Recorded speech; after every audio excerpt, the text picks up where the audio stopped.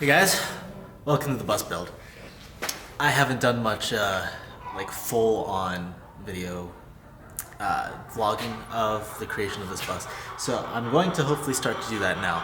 I got a great camera, we got chickens clucking in the background, makes for a great recipe. So let me show you what we're doing today. We are pretty far into this build, so if you haven't been following my Instagram or anything like that, first off I highly suggest you go back, watch through some of the stories, all that kind of stuff, because there's some great information on what's been going on with the build.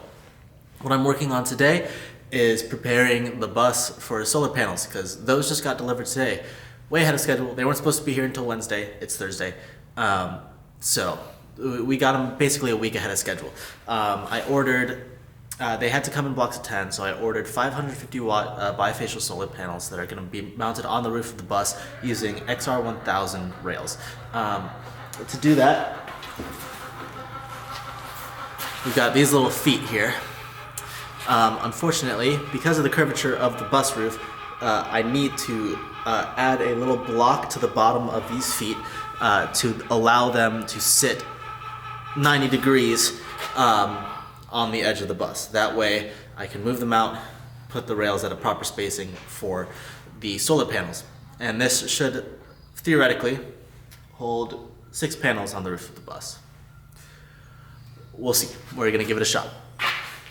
To add the feet here, what I need to do right now is to take this piece of 1/4 inch by 1 1/4 inch by 3 foot steel and cut it into 24 pieces of 1/4 inch by essentially a little bit less than 3/4 of an inch by 2 7/8 inch. And this should pretty much exactly make 24 pieces, accounting for the loss from actually cutting it. So we'll see. I've got my angle grinder over there. I'm not excited for this process. I hate the angle grinder, but we're gonna give it a shot. So follow along.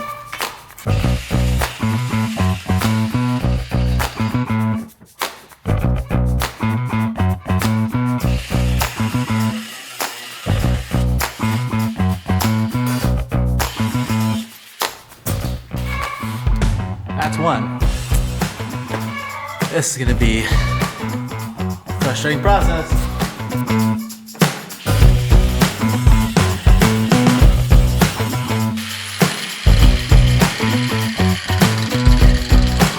Alright, so that's definitely gonna be the better approach. Coming up this side.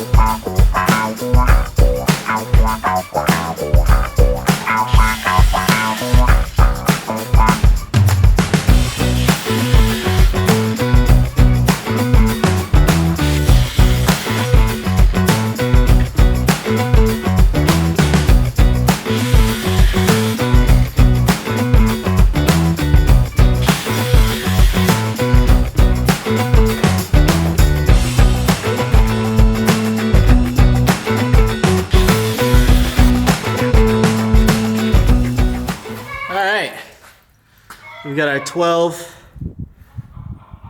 blocks. Now I've got to cut all of these guys in half.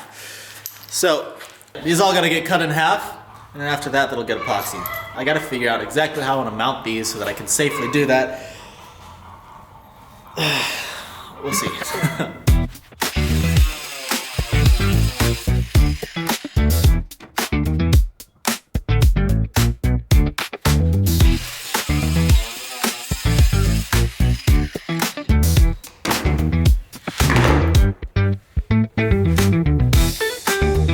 Okay, strategy's a little cumbersome, but it worked.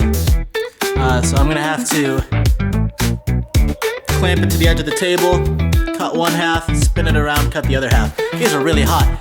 Not surprising.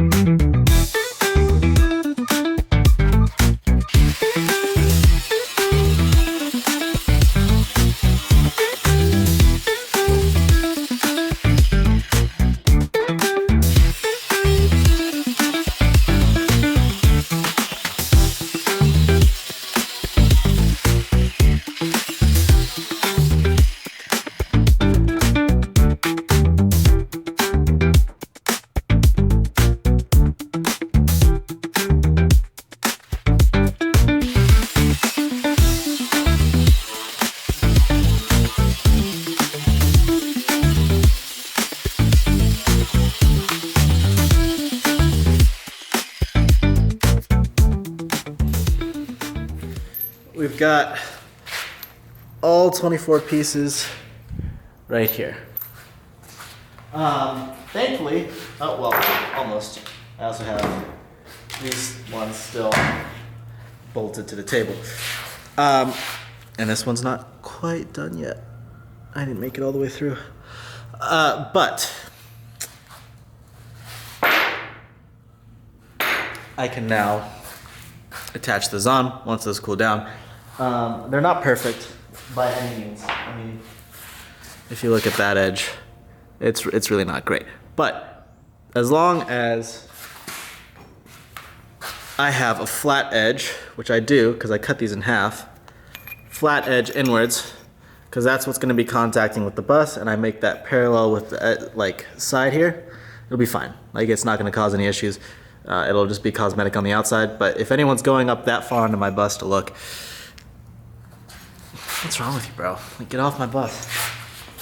So I'm gonna finish getting my way through this piece, and then we'll start looking into what needs to happen for the epoxy. Once the epoxy's done, I'll actually go up onto the roof and start like marking and drilling holes. This is the epoxy I'm using. It is JB Weld steel reinforced epoxy. I got it because, first off, it's the strongest one I could find in the store.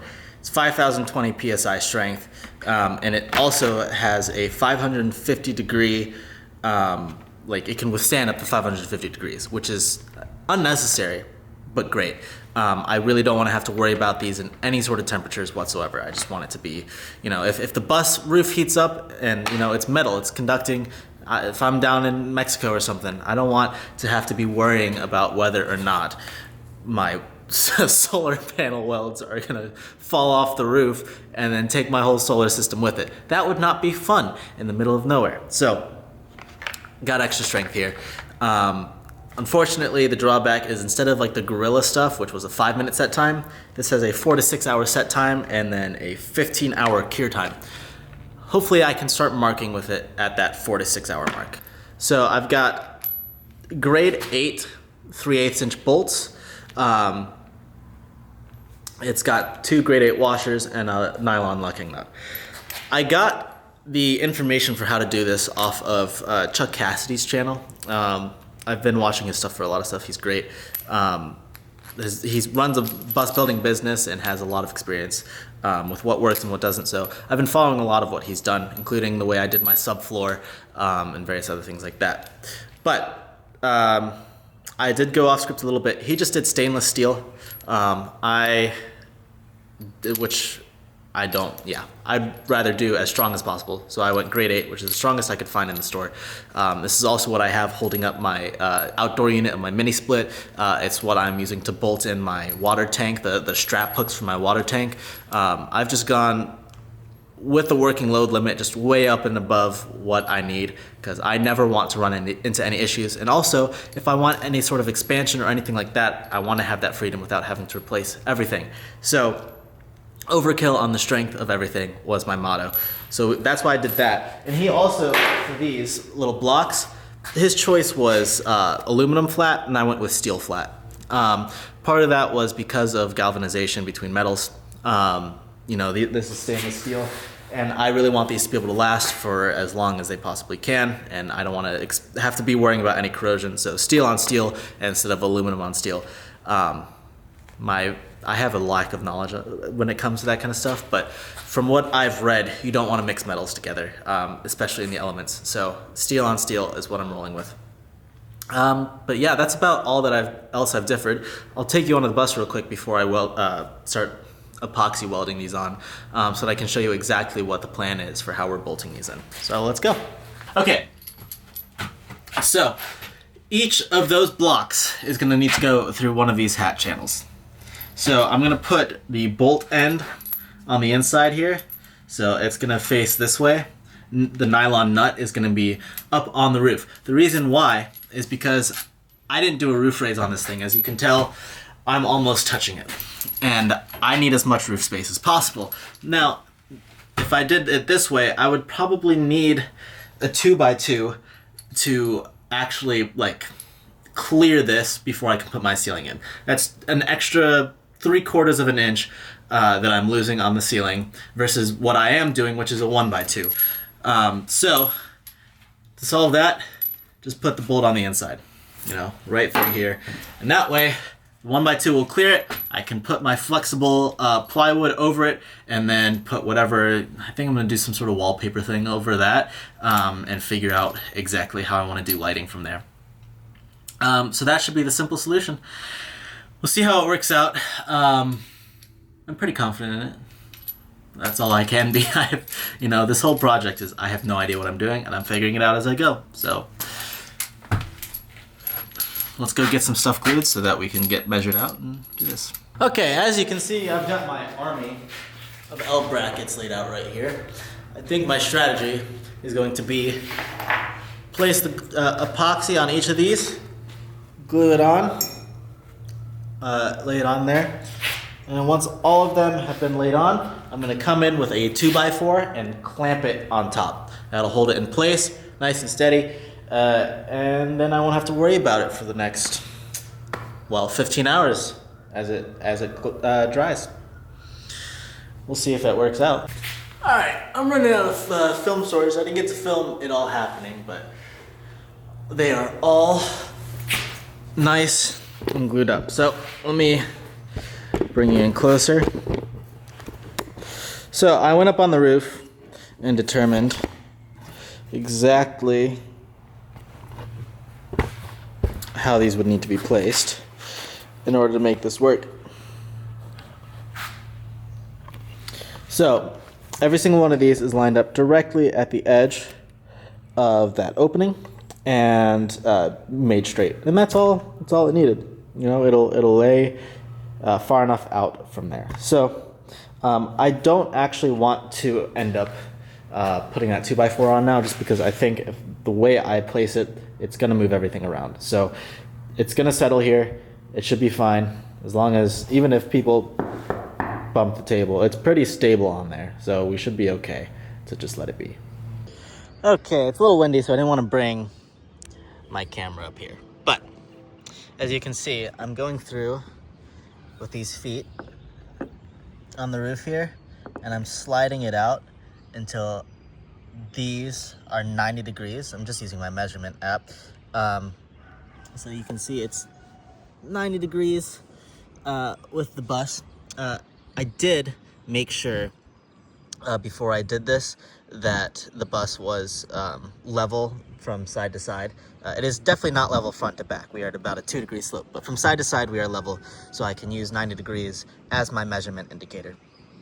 And yeah, so these are 90 degrees relative to the bus, right where that is, and that will create that. So I'm gonna do all of this all the way down the line to the edge of the bus.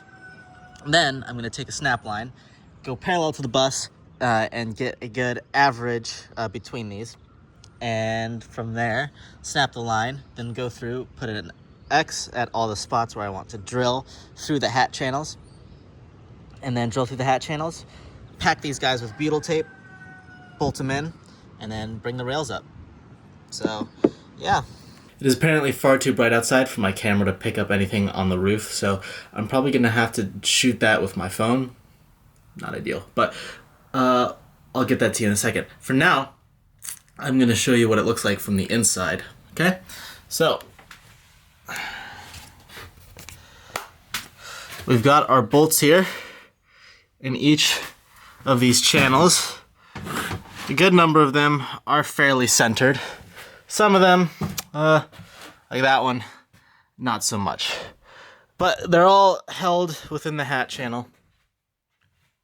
And it'll make for a very sturdy, strong connection. There is one issue here. It's this one. I'm having issues with the way this is bending out. So I need to mess around with this a bit more. But it's all tightened. It did actually rain yesterday. So I have proof that it's at least watertight, or at least all the ones that are installed are watertight, which is exactly what I want. So I just got the bolts to actually attach the rails to the feet today. So I'm gonna start working on that, and hopefully we'll get the rails fully installed. I also got the through gland, so I can start figuring out exactly how I need to handle that. That's gonna end up going right there through this hole. So you can see I've got this wire here. All right, the gland has its own wire that'll poke through that hole, but this is gonna come right through there. So I'm probably gonna need to get some sheet metal to cover, because the gland isn't fully that size. I couldn't get anything that's like that large. So I'll probably need to get some piece of sheet metal. I'll see if I have any scrap that I can repurpose, but I think I got rid of most of it in the most recent purge when we went to the dump. We'll see what'll work out. Hopefully I can get something going there quickly, because I'd like to get all of this laid out. I get my solar combiner box tomorrow as well, so I'd like to get all of that laid out and in place so I don't have to worry about it, and then by the time I can move the bus out from underneath the tree and not have to worry about branches, I can just install the panels and have this thing be essentially fully self-sufficient for what I'm doing on it now. Because literally I've been sleeping on the bus. And this has been my power situation. I've just got this extension cord running to another extension cord, which runs all the way out to the barn over there.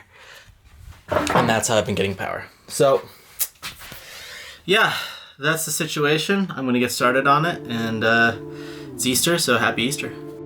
Alright, so we're up on the roof here. Here's my rack rail.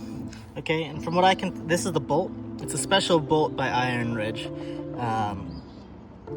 And basically how this works is you kind of put this in, and when you tighten it down, that little T, I don't know if you can see it, gets caught there, and then it starts tightening. So that's how it sticks in. So the nice thing about the way this is set up is I don't have to slide them all on, because I can just go in here like that and then tighten it. So we're gonna start from back there, go down the line. I might have to loosen some of these feet and reconfigure where they're positioned a little bit based on how the rail is tightening down, but it shouldn't be too much. They should be pretty close. And yeah, once that's tightened down, we'll be rocking and rolling. And just like that, the first rail is in. Looks great. So the rails are 14 feet in length, and the total length at the top of the bus is 26 foot 2 inches. So once I do the other side, I'm gonna have to come to the front here and then measure it out to essentially the foot and 10 inches that I'm gonna have to cut off in order to make the whole thing work. It like fit on the roof. But all things considered, I mean, that looks phenomenal down the line there. So we'll install the next one and keep on moving. All right, we've got 2 rails in, parallel with each other, parallel with the bus. And you can see that board there. I was using that to measure whether or not we were level side to side. So they're at the same height, parallel with each other, parallel with the bus. Doesn't get much better than that. So now we've got to measure out this set here. I'll do that, and then I will worry about this side, because like I said, there's still this one last foot that I need to figure out, and it's gonna be a pain, but we'll get it. So, moving on.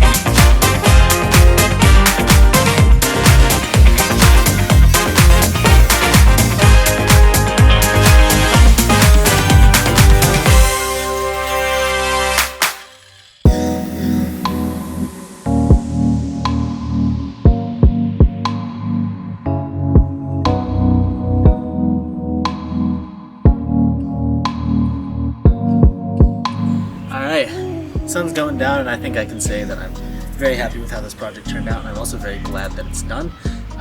It is never a small thing to be putting holes in the roof of your bus, so if you're going to be doing this project, make sure you do a lot of planning ahead of time, a lot of research, make sure you get in the rails that are right for you, for what you need. It takes a lot of planning. This is the roof. Water is going to come through here if you don't seal it properly. Take your time, do it right. There are definitely things I wish had ended up better on this project, but that's how it goes for any of them. This entire section here didn't end up straight the first time. For some reason my measurements ended up off, so I ended up having to plug the holes with bolts that I put some more butyl tape in and drill new holes, and now it is straight, but it's still, you don't want to have to do that. You don't have to be putting multiple holes in the roof of your bus. You want one hole that you plug with the bolt and your thing. So yeah, I will say how I did this is probably not right for everybody. You're probably going to need to find your own method. So but I'm happy with how this turned out, and I'm excited to actually get the solar panels and all the wiring on up here, which is going to be the next project. But thank you for sticking around and watching this video. Hopefully you'll stick around for more of this bus build. I'm really excited to finish it out.